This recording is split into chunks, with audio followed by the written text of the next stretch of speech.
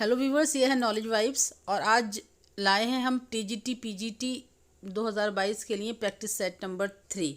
इसमें जितने भी क्वेश्चन हैं वो अंतर्राष्ट्रीय व्यापार से संबंधित हैं। पहला क्वेश्चन है कि लियोनतीफ ने अंतर्राष्ट्रीय व्यापार के संबंध में किस विधि का प्रयोग किया। देखिए, लियोनतीफ विरोधाभास जो है वो हेक्सियर ओहलिन के जो व्यापार का सिद्धांत है उसके निष्कर्षों को गलत साबित करता है और जो लियोनतीफ विरोधाभास है वो अमेरिकी अर्थव्यवस्था के अनुभवजन्य प्रमाणों पर आधारित है। और लियोनतीफ ने अंतर्राष्ट्रीय व्यापार के संबंध में आदान प्रदान तालिका इनपुट आउटपुट जो टेबल है उसका प्रयोग किया है। ऑप्शन ए यहाँ पर जो है वो सही है। इसके बाद अगला है कि व्यापार संतुलन को निम्न में से किस नाम से जाना जाता है। पूंजी हस्तांतरण, व्यापार से लाभ, दृश्य वस्तुओं का संतुलन या उपरोक्त में से कोई नहीं। देखिए, दो वर्ड आते हैं, व्यापार का संतुलन और भुगतान संतुलन। तो जो व्यापार संतुलन है वो भुगतान संतुलन का ही एक हिस्सा होता है और अंतर सिर्फ ये होता है कि भुगतान संतुलन में दृश्य और अदृश्य दोनों ही मदों को शामिल किया जाता है, जबकि व्यापार संतुलन में सिर्फ दृश्य मदों के संतुलन को देखा जाता है। यहाँ पर आपका ऑप्शन सी जो है वो राइट है। इसके बाद तीसरा क्वेश्चन है कि किस अर्थशास्त्री ने ओहलिन के सिद्धांत को आंशिक संतुलन व्याख्या कहा। देखिए, जो हेक्सियर ओहलिन है उन्होंने अंतर्राष्ट्रीय व्यापार के संबंध में अपना सिद्धांत दिया है और इस सिद्धांत को आधुनिक व्यापार अंतर्राष्ट्रीय व्यापार का आधुनिक सिद्धांत भी कहा जाता है और ये बताता है कि दो देशों के बीच व्यापार वस्तुओं की लागतों में सापेक्षिक अंतर के कारण उत्पन्न होता है। ठीक है, और ये साथ में ये भी बताते हैं कि ये अंतर दो कारणों से उत्पन्न हो जाता है। पहला तो ये कि जो उत्पत्ति के साधन होते हैं उनकी कीमतों में सापेक्षिक अंतर होता है और दूसरा ये कि विभिन्न वस्तुओं के उत्पादन में उत्पत्ति के साधनों की आवश्यकता में भी सापेक्षिक भिन्नता पाई जाती है। और इनके इस सिद्धांत को आंशिक संतुलन का जो संज्ञा दी है वो दी है प्रोफेसर हैबरलर ने। प्रोफेसर हैबरलर ने भी अंतर्राष्ट्रीय व्यापार के संबंध में एक सिद्धांत प्रस्तुत किया है जो बार बार पूछा जाता है। तो हैबरलर के साथ अगर आता है तो अवसर लागत का सिद्धांत। अंतर्राष्ट्रीय व्यापार के संबंध में हैबरलर ने अवसर लागत का सिद्धांत जो है वो दिया है, अपॉर्चुनिटी कॉस्ट थ्योरी दी है इन्होंने। और इस क्वेश्चन के लिए सही आंसर भी आपका ऑप्शन सी है। इसके बाद अगला है कि जब दो देशों में व्यापार होता है तो उनकी व्यापार शर्तों का निर्धारण व्यापार की अनुपस्थिति में विनिमय अनुपातों के मध्य होना चाहिए। ये कहना क्या सही है, गलत है, दोनों में कोई संबंध नहीं होता है या उपयुक्त में से कोई नहीं। देखिए, जो व्यापार शर्तों का निर्धारण है वो व्यापार की अनुपस्थिति में ही और विनिमय अनुपातों के माध्यम से होना चाहिए। विनिमय अनुपातों से यहाँ मतलब है कि जो उनकी क्रय शक्ति यानी कि जो विनिमय दर है उनके बीच में जो अनुपात है उनके आधार पर व्यापार का निर्धारण होना चाहिए। तो यहाँ पर जो है ऑप्शन आपका ए सही है। ये बात सही है कि जो व्यापार का निर्धारण है वो व्यापार की अनुपस्थिति में और विनिमय के अनुपातों के मध्य होना चाहिए। तो ऑप्शन ए यहाँ पर आपका सही आंसर है। ये वक्तव्य सही है।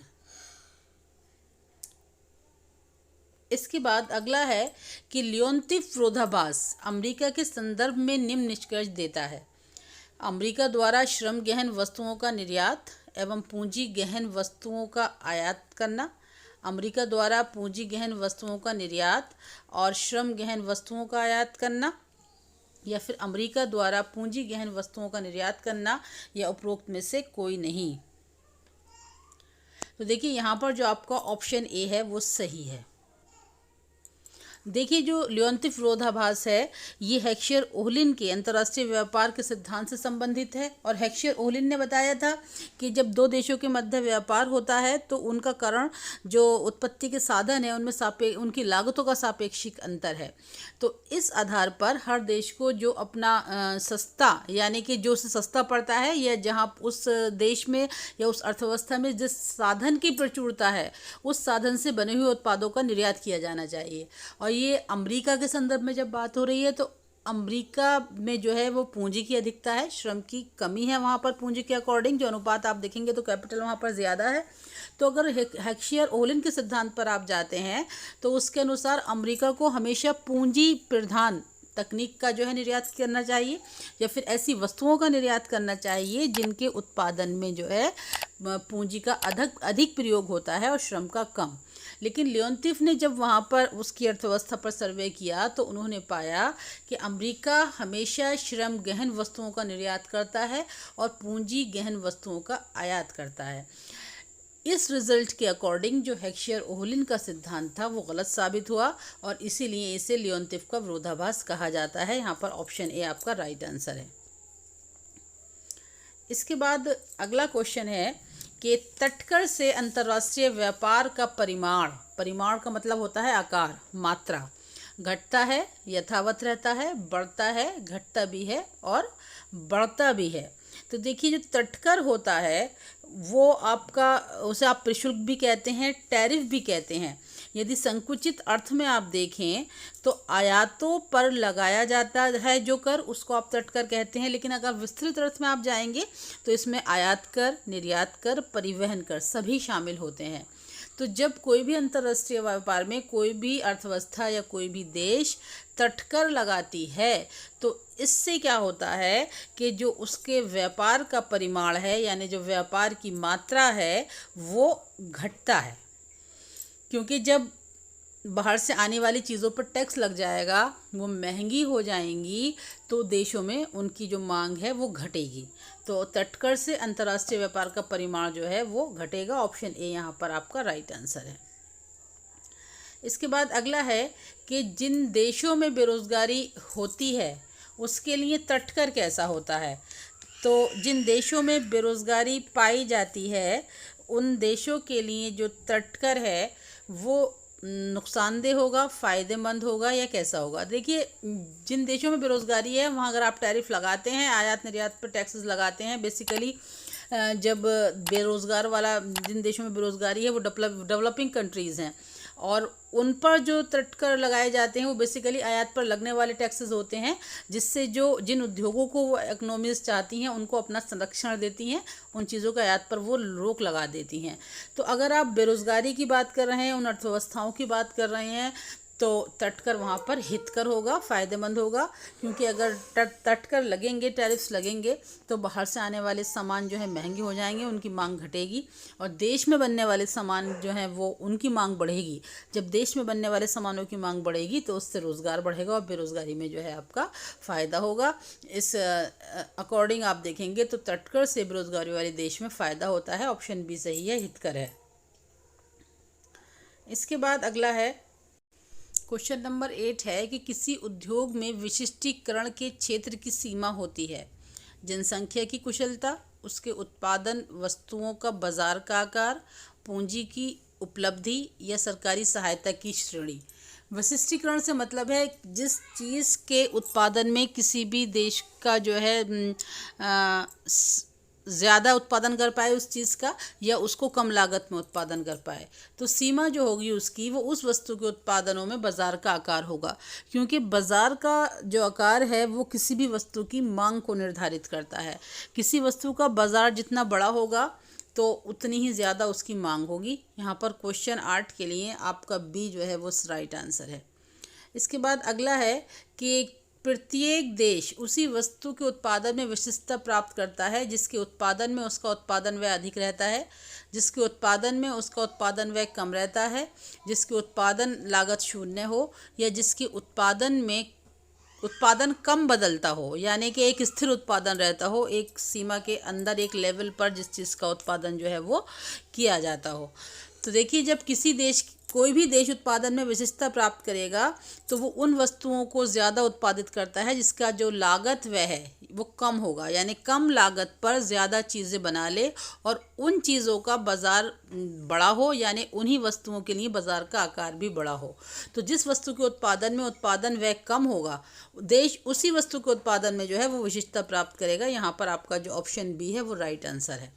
इसके बाद अगला है कि आयात कर लगाने से या इसमें वृद्धि करने से विदेशी वस्तुएं देश में महंगी हो जाती हैं, जिससे इनकी मांग कम हो जाती है और आयात बढ़ जाते हैं, आयात घट जाते हैं, निर्यात बढ़ जाते हैं या फिर निर्यात जो है आपके वो घट जाते हैं। देखिए जब आयात का मतलब होता है दूसरे देशों से अपने देश में सामान मंगाना। जब आयात हम कोई भी देश के आयात निर्यात से ज़्यादा होते हैं तो वो उस अर्थव्यवस्था के लिए एक प्रतिकूल सी अवस्था होती है और आयात कर का मतलब होता है जब इंपोर्ट पर आप टैक्सेस लगा दें, टैरिफ लगा दें, कुछ भी लगा दें जिससे उन देशों का आपके देश में आगमन अवरुद्ध हो, उन वस्तुओं की जो है वो डिमांड कम हो। तो जो भुगतान संतुलन या भुगतान शेष होता है या व्यापार संतुलन होता है, उसको अपने अनुकूल बनाने के लिए, अपने फेवरेबल करने के लिए हर कंट्री, हर इकनॉमी ये चाहती है कि उसके आयात घट जाएं और निर्यात बढ़ जाएं। तो आयात कर लगाने से या फिर उसमें वृद्धि करने से देश में वो वस्तुएं महंगी होंगी जिनका आप इंपोर्ट कर रहे थे, और जिससे इनकी मांग कम होगी और जो आयात हैं वो घट जाएंगे, जो किसी भी इकनॉमी के लिए एक अच्छा संकेत होता है, आयातों का घटना और निर्यातों का बढ़ना। ऑप्शन बी यहाँ पर आपका जो है वो राइट आंसर है। इसके बाद अगला क्वेश्चन है कि बहुत से देश विदेशों की बीमा तथा बैंकिंग कंपनियों की सेवाओं का भी उपयोग करते हैं, जिनके बदले में उन्हें शुल्क या मूल्य चुकाना होता है। तो उसके लिए ये अदृश्य निर्यात हुआ उस देश के लिए, या उसके लिए ये अदृश्य आयात हुआ, या उसके लिए ये दृश्य निर्यात हुआ, या उपयुक्त में से कोई भी नहीं हुआ है।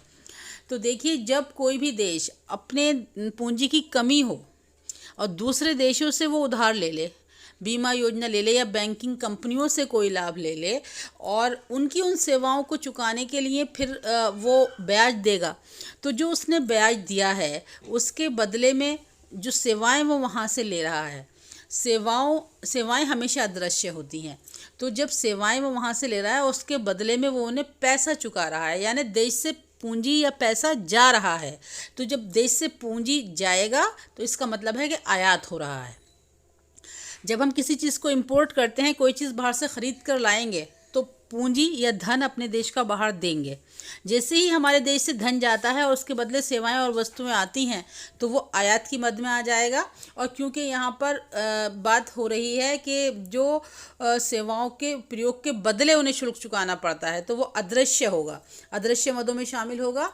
तो ये होगा आपका देश के लिए एक अदृश्य आयात होगा। ऑप्शन बी सही है। जब विदेशी बीमा और बैंकिंग कंपनियों का सेवाओं का उपयोग करें और उनके बदले में उन्हें शुल्क या मूल्य चुकाएं, तो ये स्थिति किसी भी देश के लिए एक अदृश्य आयात में गिनी जाएगी। ऑप्शन बी यहाँ पर जो है आपका वो सही है। इसके बाद अगला है कि बैलेंस ऑफ पेमेंट या भुगतान संतुलन केवल अनुकूल होता है, केवल एडवर्स होता है यानी प्रतिकूल होता है, या फेवरेबल और एडवर्स दोनों हो सकते हैं, या उपरोक्त में से कोई नहीं। देखिए, जो बैलेंस ऑफ पेमेंट है ये आपका फेवरेबल और एडवर्स किसी भी इकनॉमी के लिए हो सकता है। जब आपके जो निर्यात होते हैं वो आयातों से अधिक हैं तो ये फेवरेबल है, और आयात अगर ज़्यादा है निर्यात से तो ये आपके लिए प्रतिकूल है या एडवर्स है। ठीक है, तो जो विदेशी व्यापार होता है वो होता है एक्स माइनस एम, यानी एक्सपोर्ट माइनस इंपोर्ट। अगर ये पॉजिटिव आ जाए तो वो फेवरेबल है और निगेटिव आ जाए तो वो एडवर्स है। तो भुगतान संतुलन किसी भी देश का अनुकूल और प्रतिकूल जो है वो दोनों हो सकता है। यहाँ पर ऑप्शन आपका सी है। इसके बाद अगला क्वेश्चन है कि जो बैलेंस ऑफ पेमेंट है उसके अंतर्गत सभी प्रकार के विकलन यानी डेबिट्स शामिल होते हैं। डेबिट्स हैं ये DEBITS, डेबिट्स शामिल होते हैं। सभी प्रकार के समाकलन यानी क्रेडिट्स शामिल होते हैं। सभी प्रकार के विकलन और समाकलन यानी डेबिट्स और क्रेडिट्स दोनों शामिल होते हैं, या उपरोक्त सभी।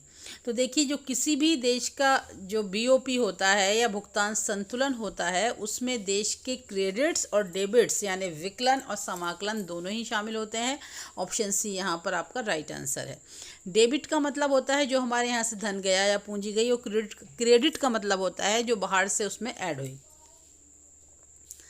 इसके बाद अगला है कि निम्नलिखित में से कौन सा कथन सत्य है, यानी कौन सी सही बात यहाँ लिखी हुई है कि भुगतान संतुलन के अंतर्गत व्यापार भी शामिल होता है, व्यापार संतुलन के अंतर्गत भुगतान भी शामिल रहता है, भुगतान संतुलन शामिल होता है। तो और भुगतान संतुलन और व्यापार संतुलन का परस्पर कोई संबंध नहीं होता, ये उपरोक्त में से कोई नहीं।